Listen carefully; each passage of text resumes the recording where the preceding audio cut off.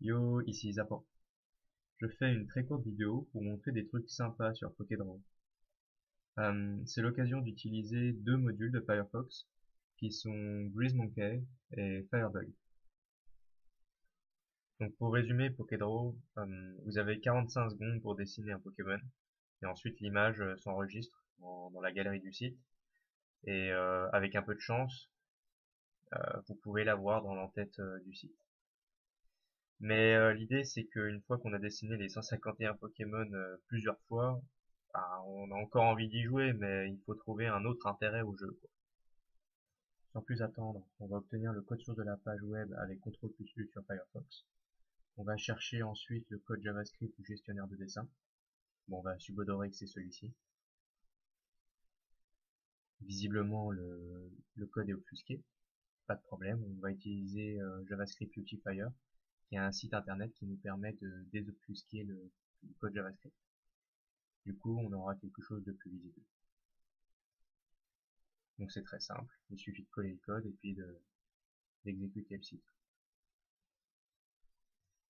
Après une brève lecture du code, assez simple au demeurant, on s'arrête sur la fonction startTimer, qui permet de mettre à jour le compteur du jeu. Cette fonction fait appel à une fonction native setInterval, qui va simplement rappeler une fonction périodiquement.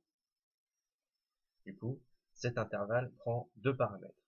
Le premier, c'est la fonction, et le deuxième, c'est la période. On peut alors par exemple, grâce à GreaseMonkey, remplacer la fonction startTimer par la nôtre, dans laquelle on va pas manquer d'augmenter la valeur de la période pour ralentir au final le compteur. Autrement dit, cela revient à gagner beaucoup de temps pour dessiner notre Pokémon.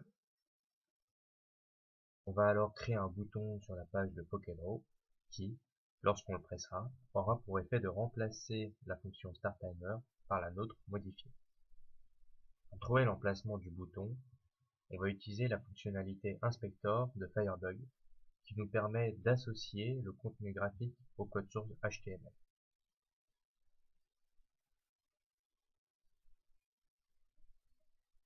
Donc par exemple ici, c'est un bon emplacement.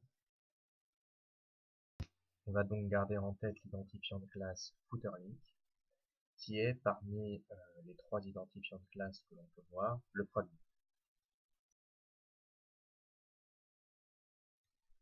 Revenons maintenant à GreaseMonkey. Pour faire simple, GreaseMonkey permet d'exécuter un script JavaScript en parallèle de celui exécuté par une page. Pour créer notre script, on va simplement cliquer sur l'icône avec une tête de singe. Ensuite, on fait nouveau script et on remplit les champs. Pour gagner du temps, j'ai déjà rédigé le code source de notre script. À vrai dire, il est plutôt simple. Add on init button est notre fonction principale qui va alors créer notre bouton et l'associer à son action.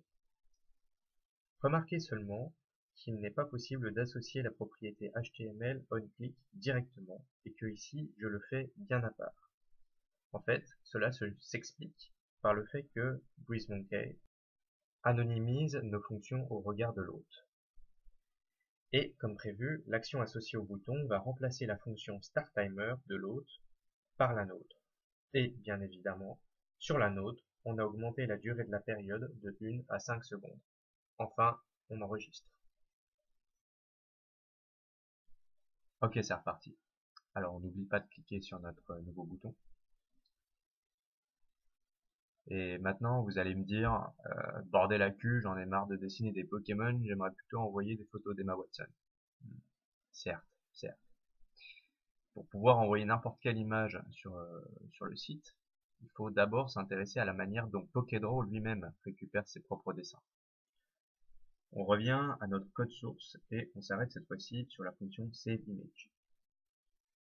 On se rend compte que le site convertit notre dessin en base 64, puis l'envoie à l'aide d'une requête POST à l'URL php/saveimage.php.